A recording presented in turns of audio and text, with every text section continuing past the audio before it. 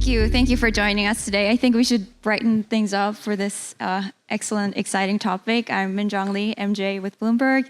Thank you so much. And we have our excellent panelists here. I think I've been in Japan about 8 years now. And it feels like it's such a great time to be in Japan. The Nikkei just went through the roof, pre-bubble highs. I have a colleague who's been in Japan for decades. He said he didn't think he'd ever see that happen.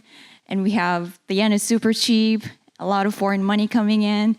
We have a lot of startups starting new, and the government wants to create 10,000 startups, including 100 unicorns by 2027. So wow, a lot of things are happening. Things are looking good, stars are aligning. It seems like we have this Japan is back momentum again, but we've seen this come and go before. We'd like to ask our panelists here, what's different this time? Can we kind of finally go past this notion of Japan's lost decades? Great, I'm glad to hear that you've been here for 8 years. I've been here for almost 40 years, stuck in Japan. What's different, you're familiar, it's the most dangerous words in finance, but you know, the chart I pull out now is looking at the elite bureaucrats, looking at the young men and women from the Ministry of Finance, from METI, from the Ministry of Health and Welfare, and looking at how many of these elite bureaucrats quit the ministry, you know, by the time they're in their 20s. And when you look at the chart, this is a wonderful flat line with basically nobody quitting for the last 40 years. But over the last 5-6 years, this has shot up very dramatically. And when you ask, where do these people go? Do they go to Mitsubishi Corporation? Do they go to JP Morgan? The answer is no. About 2/3 of them go to startups. So what is different is that you've got a new generation that is impatient, that actually wants to take risk, that doesn't want to just do the routine, that actually does want to disrupt. And this is very, very important. And you see this generational change in Japan across the board. Not just the young men and women leaving the elite bureaucracies.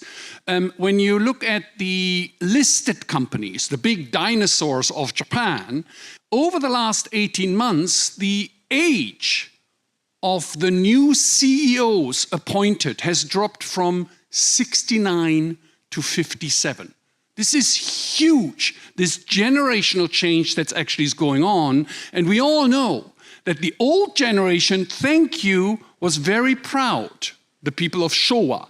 They built this enormous, you know, economic miracle. Their market capitalization exceeded that of the United States. The last time the Nikkei was at almost 40,000. But then, of course, you had this massive decline. But because you're proud, you don't have radical change. You're not going to try new things. Now, this generation, sayonara Showa, the Showa people are leaving, the young generations are taking over, and they want to create a legacy. They're not afraid to disrupt. That's where the startup ecosystem comes through. That's where you all now actually have a genuine shot, a genuine opportunity of actually making inroads into Mitsubishi Corporation, into NTT Corporation, not just the startup ecosystem, but the startup ecosystem actually delivering you know, improvements and game-changing behavior within the large listed companies. I stop here. Generational change. Well, people always say the most dangerous words in finance are, this time is different. They're not. The most dangerous words in finance are always and never. And people had written off Japan. So at one stage, when I arrived here in the mid-1980s, people thought it was going to take over the economic world. When I started up in finance in 1990, back in my days of hair, Japan was 50% of global market cap, and it had a bubble blowout that is, as a percentage of GDP, 4 times as large as 1929. I don't know why the Americans made such a fuss about that little event, but Japan's was much bigger. It's taken a long time to come back from there. It was hard and bitter agony dealing with deflation. You might say, what's so bad about prices going down? But it really crushes the profitability of companies. I think another major effect was the massive moves in the currency. And I think back to my Japanese father-in-law who worked in shipbuilding, and they used to make obscene amounts of money. And my wife describes him in 1985-6 after the Plaza Accord, and the yen went over a period of a bit over a year. It moved by 120 yen. But also oil prices crashed, so that killed tanker orders. And so Japan's been really through the mill, but it's coming back. Now, Japan's got a number of great advantages.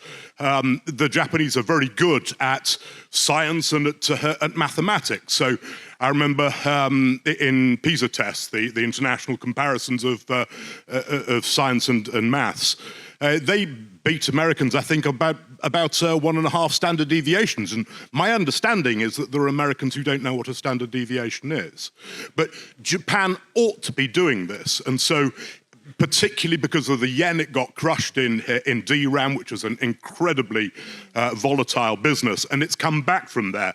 And now the government is throwing a lot of money to getting back into technology, and this is Japan's cultural home. This is what they should be doing. It has some of the best engineers, and it ought to be using them. So I think it's very exciting it's come back in that area. And I know, Joyce, you were actually here in the 80s and saw the boom-bust period firsthand. How about you? How does it feel to you? I'm optimistic about the opportunities for investment, for some of the structural changes happening to facilitate entrepreneurship as a key economic driver. I was here as a very young person in the 80s during the bubble, and seeing the shift from exports and heavy manufacturing and Kaizen to squeak out incremental. And then, of course, I was here managing global businesses, buying assets here in the 90s during the kind of dead period. And then Abenomics coming back and taking a renewed focus about partnership with international.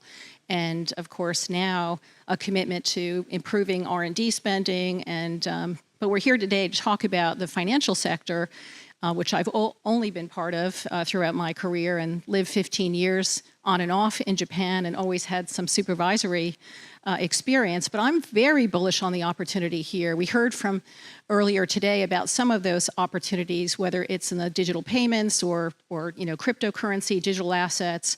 And I think there's an opportunity for transformational change, whether that's generative AI, into some of our financial processes. But I also think there's a huge opportunity for a little bit of Kaizen into the historic, stodgy insurtech processes or pension areas. And I'll make a plug for what I'm up to. I've kind of left the big company scene, and I'm really focused on my own fintech. I'm not a young person, but I'm finally getting onto it. But I'm focused on financial wellness and education, and using deep learning to help change that engagement and to be able to provide that mass middle market with a much more comfortable way to make transparent financial decisions. So that's what I'm working on. And attracting younger people into the space, having mission-led, purpose-led type of entrepreneurial activities, whether that's in the environmental space, renewable energy, it means a lot. So I think I'd love to see partnership with larger companies for reinvention, but I love to see the startup ecosystem build as well. So I think Joyce and Jesper are more on the optimistic side, and Nicholas, you're optimistic but with reservations, maybe? Absolutely not. It's certainly not my job to be a cheerleader of Japan. Right. My job is to pick stocks that outperform. But I've been here a long time and seen some of the very bad times and some of the very good times, and these are the good times. And I think you ain't seen nothing yet. All right. Ambassador Jean-Eric, what about you? No, thank you very much. Well, I have not been here for 30 years. 35 years ago, I was finishing my studies back in Europe. But I think the big difference, I mean, these are really two moments which can certainly be compared. 89 was the end of the Cold War, the Soviet Union, the fall of the Berlin Wall, a momentous moment for geopolitics and geoeconomics, out of which we constructed globalization. So an extremely disruptive but extraordinarily positive moment in history. I think there's quite a big contrast with now, where we are facing a similar shifts in the way geopolitics and geoeconomics are shaped, but in a much more challenging environment, challenging from the point of view of conflicts, challenging from the point of view of climate change, and deeply disruptive indeed by technological change, which is massively accelerating. I think for Japan today, and when I say today, I mean the last 2 or 3 or 4 years, this also has had a major impact, and I'm really interested to also listen to co-panelists and how they see it.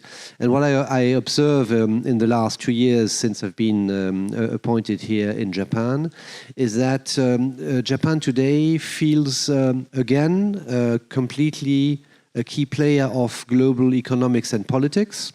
I mean, obviously the G7 required that, but I think it goes beyond the G7. And as one illustration is the deal which the Europeans and the Japanese entered into in 2019 with the Economic Partnership Agreement, which creates an integrated economic space between Europe and Japan, the most integrated one we have, I think, worldwide, and certainly between Europe and any partner. It compares to the deal with Canada. And from that, what I see in these very challenged circumstances is that when Europe and Japan have worked together forever, they now know that they need each other. And so this also provides great opportunities for common policy work and for businesses to engage. And I come now briefly to innovation and the FinTech event here today. I mean, there are obviously very many signals, very positive ones. The disruptive generation change, which Jesper just mentioned, is one which I will add to my own analysis, which are certainly very positive. I think the macroeconomic elements and demography has not changed, though. I think that's also an important part of the equation. And I think what now the focus is in terms of work in Japan and with Japan is very much on the disruptions of the green and digital transformations. And I think that's the backdrop to a lot of the investment opportunities, but also challenges. And here again, I think what is important for your community is to look at fintech in that broader systemic context and try then to see how you can best serve your solutions. And you have many of those here in Japan, between Japan and Europe, and of course in many other parts of the world. I write this thing called the Japan Optimist on Substack, right? And it's always like the big pushback, Jesper, you're crazy. How dare you be optimistic in a country where in 309 years, 11 people will be left? I mean, you've got this, you do have a demographic reality. 1 in 4 is over 70. That's the reality of Japan.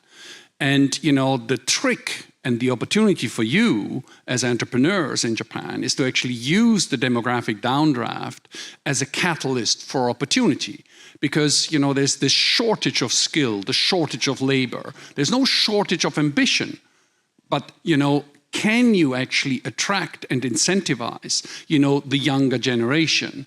That becomes one of the key things. Specifically in finance, the opportunity set is enormous. You can show that because Showa generation is now going to die,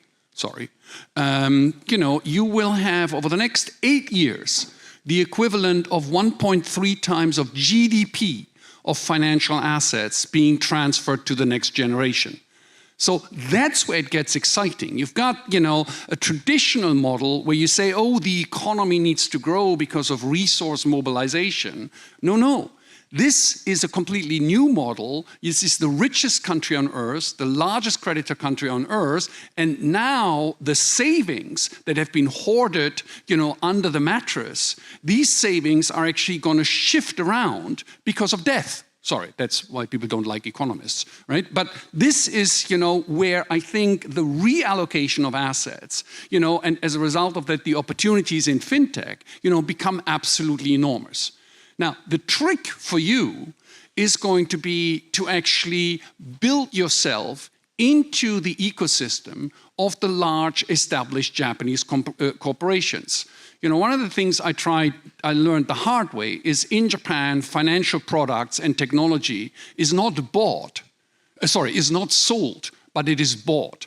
So are you part of the networks? What do you bring to the table that actually improves Sumitomo Corporation, that actually improves Mitsubishi Corporation? That becomes very, very important. And remember that in Japan, if you do a startup, basically in Japan, 90% of the startups here do an IPO. In the US, 75% of all the startups get acquired by another company. It's the growth strategy of the establishment to actually acquire innovators and integrate them into their operational practices. That's where you have to come in. Yes, you're an innovator. Yes, you're very ambitious. But what do you bring to the table? Can you actually, change the operational practices of the established companies? That's a very, very exciting opportunity. We spoke a bit about generational change. One of the big reasons, I guess, we can be a little bit more optimistic with all this excitement going on. Maybe we can talk a little bit more specific about what kind of opportunities there are in Japan. What is there an area that Japan could actually take lead on in this new era? Well, I think one major opportunity for any financial center that is not specific to Japan, but Japan has an obvious opportunity here as well, is to invest into being a hub for green finance. I mean, I think the amounts of financial capital which will flow into the energy and more generally the green transformation of our high carbon industries is staggering, and it's accelerating by the day. In the last 30 years, largely publicly financed, but in the next 10, it will be essentially privately financed and move out of fossil fuels into other types of energy. I mean, the ratio in Europe between fossil and renewable is already at 1.8. In East Asia, it's at 1.4. In Japan, it's still right now at 0.8, but it's going to move on very fast. So I think this is a major drive of financial operations, and I think fintech and innovation more generally needs to be part of it. This is very much where the innovation is largely centered in Europe, with startups across the entire European Union engaged in fintech on the one hand, thanks also to this very homogeneous regulatory framework which we have in Europe, which is quite unique in that field, but also because impact investment, as it's called in the US, is in fact the heart of innovation efforts across ecosystems in Europe. And that then in turn feeds financial investments of great scale, including by having a lot of scale-ups then move into a corporate deployment, as Jesper now just indicated. I think it's a challenge in Japan because this is a major, major opportunity, including, of course, also because of the regional hub nature of Japan for East Asia in that area as well. I think the main challenge is, of course, to ensure that the framework, the JX framework in the case of Japan, is then also fully aligned with sustainable finance. And that again then boils down to the type of technologies which will be supported under the JX transformation effort. So that's where I think the work is still ongoing. I see great success of the first green bonds, but essentially here in Japan. And for those green bonds to become a real center of attraction for for Tokyo and Japan as a financial hub, I think more will need to be put into ensuring that the technologies supported under the bonds are those which fit into the international setups, the European one to start with, on sustainable finance. But a major, major opportunity for finance and for innovation. So it's interesting, right? You think about Japan, right? I mean, what's the biggest asset? Okay, sushi, nightclubs, all of that stuff, right? No, the biggest asset is trust. People trust Japan. I mean, you buy a Toyota and number one, it's not going to break down. And number two, if it does break down, there is actually somebody who's going to answer the phone, right, when you ask for help. That doesn't happen with a Tesla. Oops, sorry. Sorry, I'm German. It doesn't happen with a BMW either, but that's a slightly different problem. Trust. Right? So you think about, the backbone of finance is obviously trust. You talked about, green and ESG and all the good stuff. Well, I'm sorry, the rest of the world is greenwashing like there's no tomorrow. Japan, the rules and regulations are tough, but they are great. they are trustworthy. You do cryptocurrency, this thing here has got very, very clear rules. When FTX went bust, nobody here lost money because the FSA is actually a proper regulator. You know, it's not the Wild West, but you know, the rules here, you know, are very thought out and very transparent. So look at the opportunity set, right? You know, again, high trust, proper regulation that actually is extremely transparent, right?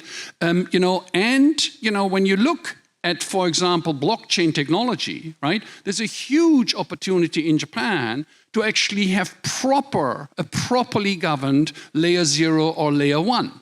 Because if you've got Japanese corporations actually being the validators, right, that would actually give you a lot of trust because you don't know with most of the chains where the validators actually are. So it's quite interesting, you know, that you've got these opportunities, but think about it, if you want to make it in the Japanese market, you know, yes, you got to have good technology, but you also have got to develop the trust and to actually show that you've got the 100% service mentality, right, to actually ensure that that trust is not just being earned, but is actually being maintained all the time. Could that trust kind of, if you put that into an actual industry, or is it more broad-based? Like, I mean, the world is scared, right? I mean, right now. Right? Because you've got this Cold War going on, and there's this and there's that, all this wonderful stuff. We can talk over a good glass of French wine. You know, but like, look, you know, so again, trust is of foremost security. Think about cybersecurity, for example, right? Again, if I could sell you, if I could look you in the eye and said, I've got a made in Japan cybersecurity system, you would buy it instantly, right? It would give Palantir a run for its money. So the opportunity set is absolutely enormous, building on the trust that corporate Japan has not just earned, but has actually maintained and continued to improve despite all these lost decades. I was kind of interested with all the talk about the population. I've long written about the population as saying Japan's got perfect demographics. And so what we're getting at the moment is tightening up of supply and demand in the economy, which means that wage costs are going up, which means people have more money to spend. But it also means that companies don't have to diversify. And it's a really important point to say, if you're not doing what you're good at doing, you're doing what you're not good at doing. No one's going to pay you for that. So the Japanese, I think, are now able to take their very considerable funds. And we look at companies on topics, and 56% of them have got net cash, and 40% of them have got net cash of more than 20% of equity. That's more than anyone ought to be allowed to have. And so there's a lot of money that can move towards concentrating on what they're good at. And what they're good at is clearly they totally dominate in electronic materials. They totally dominate in semiconductor production equipment, and they absolutely dominate in robotics. And actually robotics is pretty exciting in a way. Everywhere else is saying, oh my God, I'm frightened. Machines are going to take the jobs off people. And Japan, of course, people are down on bended knee praying that machines will take the jobs off people because it's got a severe labor shortage. So all of those areas are extremely interesting at the moment. And I think it continues to expand back into semiconductor manufacturing, which it managed to provide a very large number of very good engineers. It now needs to use them. So we have green tech, we have trust, we have chips technology, and much, much more. And Joyce, you're now an entrepreneur yourself. And I think your business actually speaks a little bit to what opportunities you also see in Japan. And I'd like to just comment on the, where Japan deserves to succeed globally. And I think it's in AI, actually. Now, I'm going to go back a little bit in history here. In the 90s, I was, many of you in this room may know Dr. Deming, who was a co-creator of Kaizen, and one of his principles, I was one of his last students at NYU. When you had to scream in his ear, he was in his 90s, but it was still a privilege to be able to have spoken with him. But, his focus on using profound knowledge and big data to help control processes and constantly serve the customer at the center of everything you do. That's really the precursor of where we are today with AI. Now, Japan took that, and to new heights, and built trust with that predictability and this ruthless commitment to serving the customer well and understanding where the defects are and getting it right.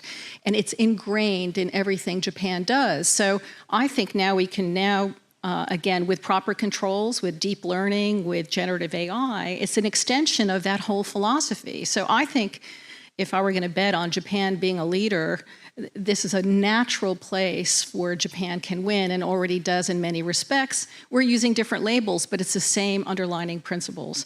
And I'm working in that space as well, and trying to put the customer at the center and being able to serve more inexpensively, and to democratize how we can help everyone have access to the same data to make good, informed decisions.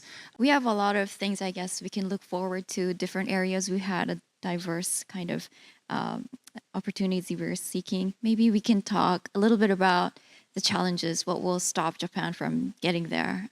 You've spoken a little bit about how we've seen the cycle come and go, maybe. Obviously, the thing that worries you most is it's got to be able to get people to move between businesses more than it has. So you can have a tight labour market, but they can't move from one company to another. I started off by talking about my father-in-law, absolutely razor-sharp mind as an engineer, but he moved into shipbuilding when it made fantastic amounts of money, and when the move in the yen made it no longer competitive, it was very, very hard for him to move into another sector. He did, and that is a major problem with Japan. It needs to increase job mobility so that people can go to where they can get the best return on their talents. But that's the challenge, using people well.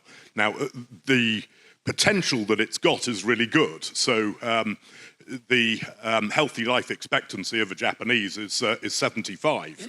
And so you say that it's getting old. Yes, but it's when I, as a judo player, go on the mat at Kodokan, I watch 75-year-olds practicing judo against each other. And of course, an 81-year-old Japanese went up Everest. So if we can use Japanese people for longer, which they want to do, then we can use that healthy life expectancy to make the best use of their talents. Labor is definitely a key topic. Maybe Jesper, you want to add? So it's interesting, challenges, right? When I turned Japan optimist in 1999, 2000, my mentor, God bless him, said, "You're right. You should be optimistic. This is very good. But you need to reconsider if and when Japan begins to increase defense spending." And the reason for this is very simple, that Japan has an innovation model, right, that basically doesn't know how to cope with dual-use technology and the combination of deep tech university research and commercialization. I mean, you're familiar with this, right? This is the disruptor, the game changer over the last 30 years. How much of this, if you look at the entire value chain, is Apple? It's 3%. 97% is the American industrial military innovation complex, right? The internet wasn't invented by a bunch of nice guys in Stanford wanting to talk to their girlfriends in Berkeley, right? This was DARPA, this was massive scaling up, right? For explicit dual-use technology. And when you go, and this I urge you to do if you really want to engage with the Japanese market, engage with Japanese universities, because that's the big transition. Right now, they're cocooned off, right? There is no, very, very little cooperation, collaboration with either Japanese industry or with the Japanese defense establishment. I'm not making a moral argument here. That's a very different one. I'm just looking at, what is your model of innovation? And, Japan, basically committing a significant amount of more resources to defense spending, right? How does that actually turn into an investment that generates, possible dual-use technology? How is that going to make your company, how is that going to make Hitachi Corporation a better company? That's the big question mark that ultimately hangs over Japan. It's interesting. If you look at the Boecho, if you look at the defense budget, right? You know how much goes to R&D? 0.7%. In America, it's 16%. Right? America does this for a living. This is what America does and excels at. In Japan, it's a big question mark. But right now, by the way, you don't have to worry because this year is the first year of this road to double defense spending. And the single biggest line item increase in the defense budget, and I kid you not, is air conditioning for the barracks. All right. Labor, R&D spending.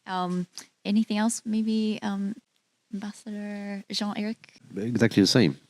But I mean, I would maybe put it even on a slightly broader basis. I think the excellence in science in Japan is, I think, being challenged generationally to begin with, but also including because the last generation of scientists has essentially stayed in Japan. It used to go in massive numbers to the US, a little bit to Europe, and this has been much less the case in the last 15 years for a number of reasons. And this is now reflected in a number of science metrics, which are not necessarily the most relevant ones for innovation, but nevertheless paint a picture of domestic science which needs to open up again. I think this is well identified by the Japanese cabinet and by the administration, but it's something which is much easier to say than to really act on. The Europeans are extremely keen to work with Japan. We've been offering to Japan to become part of the European Research Program. That's an ongoing discussion, which I hope will come to a positive result at some point. But that's just one way of reopening up. And the same goes, as Jesper now just said, indeed in connecting the industrial investment with the university science and innovation work. On the dual use, I think one other dimension here as well, it goes a bit the other way around in the sense that more and more of civil-based innovation and science then feeds into the defense development. So I think it goes both directions, and therefore this connection is indeed absolutely critical and not so easy to get right anywhere, except in the US probably, but certainly a major challenge here. I think what I still observe is that the bottom line is going to be human resources. And just to come back to the chips example, I visited Hokkaido and also Kumamoto just now recently. And indeed, Tokyo Electron is a key equipment producer of this generation of chips. But Japan wants to position itself on the next generation of chips. It's teaming up with the US and of course with the Europeans as well, with whom no one moves on the next generation of chips. You need IMEC, you need ASML. But I think the real bottom line of the challenge, as we were discussing it, is to attract these thousands, I mean not a few hundreds, but thousands and thousands of top-edge engineers. And they will not be available in Japan only. You will need to attract them internationally. We're all competing for the same talent. And I think the cultural wage challenge here in Japan is an additional hurdle to overcome to attract this talent. But there are, of course, also many elements of key attraction of the country. They were all mentioned during the panel, which go in the opposite direction. But I think this is really the challenge on which to concentrate. Thank you. Joyce, is there anything you'd like to add on the challenges? You spoke about AI earlier. Well, I know back to getting the skilled labor to really drive a lot of these opportunities. Japan has a number of challenges. Of course, the demographic, which we've talked about, but also the pay scale. So it's rather inexpensive developer talent, but we don't have enough. If you're going to need to attract external folks, we're probably going to have to pay them a market rate. And that could be good for the economy, too, to increase spending. But it does have a dynamic that we've got to wrestle with as a country. Yeah. One piece of advice, the opportunity is here, but, the time that you need to commit to the Japanese market, you basically have to 2 or 3 exit X times, right, relative to what you expect in the United States in particular, but also in the rest of Asia. right? You have to commit. You have to earn the trust by establishing your presence here in Japan, by developing trusted partners, and keep up with that. Japan as a financial center will never be at the very cutting edge. Japan will be best practice and new global standards, but will not allow for Wild West type innovation. It's not the place for that, right? Shikarishite. It's like, what happened during COVID. Japan was very late to roll out the vaccinations, but once they did it, it was the fastest take-up, of anywhere in the world, which is exactly a good model in terms of what it is that you're bringing to the table, because you're offering solutions that are going to make the world a better place, that are going to make Mitsubishi a better company. Commit to this. Be not just convinced in your own sales pitch, but be convinced that once you earn the contract from Mitsubishi or Hitachi or NTT, this will be your halo to conquer the rest of Asia. And that comes back to the trust. Setting up a business here in Japan, right, in the fintech space, right, gives you that cachet. If you can make it here, you can make it anywhere. Maybe any last remarks from our excellent panelists? Because you spoke about trust and attracting. This is the opportunity. Again, it comes back to the human resource thing, right? You've got a huge opportunity here. When I was, running research at JP Morgan, it took us 3.5 years to hire someone from Nomura or Daiwa, right? Wining and dining, the second cousin is like, no, JP Morgan is not going to go bankrupt, right? All this wonderful stuff. Now, you can actually incentivize people. They've changed the tax rules. You can actually incentivize people with options. You can do all this wonderful stuff. One wonderful competitive statistics, right? You find in the 1960s, right, when Japan was high growth and the Showa generation was in its prime, when you joined one of the top 50 companies, it took you 13 years to become bucho, to become general manager, which means you report to an executive, right? Today, at a Fortune 50 company, it takes you 24 years to become a bucho, a general manager. And this is where your opportunity comes in. You can actually hire people, right, out of the leading companies, whether they're engineers, whether they're salespeople, whether they are tax accountants. You now have access to the people here, and that's a great opportunity set that you never had before. I think that's a little unfair, to be honest. I think people tend to say the Japanese are like this or the Japanese are like that. 70, 80,000 years out of Africa, we're really not that different. And I think, for me, the important thing to remember is God does not color code people. We're all the same. And what's different between us are the incentives. Now, Japan had dreadful incentives during the 90s. It just didn't have the money. Now it does. Now it's absolutely awash with money. But look back at those 1960s. Look at Morita Akio setting up Sony, or look at Sharp. They took massive risks. And so the suggestion that Japanese don't take risks, I think, is risible. They do when they have the incentives and the safety to do so, and they're very good at what they do. All right, that's it. Thank you so much for joining us. I hope you guys found that interesting. Thank you. Let's lunch.